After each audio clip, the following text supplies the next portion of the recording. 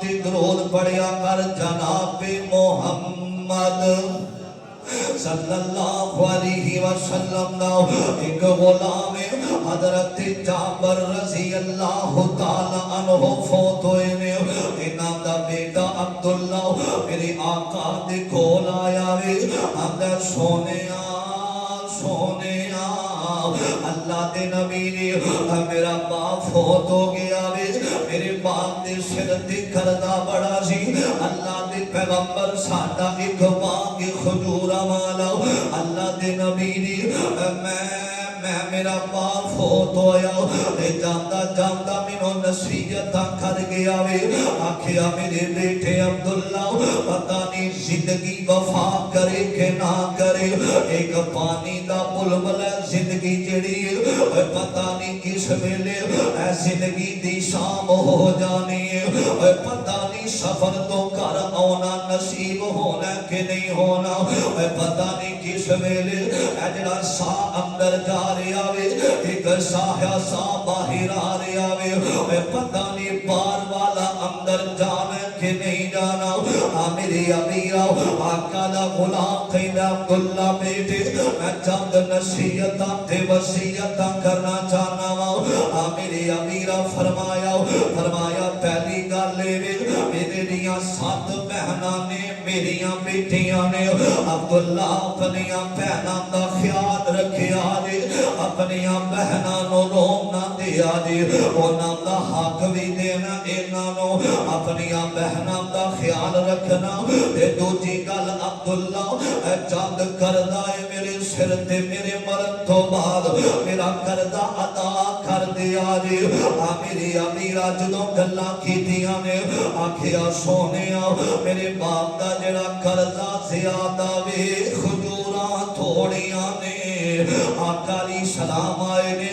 جو کھجوراں پئیاں نے آقا چکر لاندیاں برکت والے میرے مصطفیٰ نے چکر لاندیاں اللہ نے کھجوراں دے اندر برکت فرما دیتی ہے فرمایا بلا لے قرضے والیاں نو کھجوراں لئی جاؤ تے قرضہ ادا ہو جاوے گا حضرت جابر حضرت عبداللہ فرماندے نے سارا قرضہ بھی اتر گیا وے کھجوراں اونج دیاں اونجی موجود نے میری امیرہ میرے آقا فرماندے نے مرن والی دا سب تو پہلا قرضہ ادا کیتا جاوے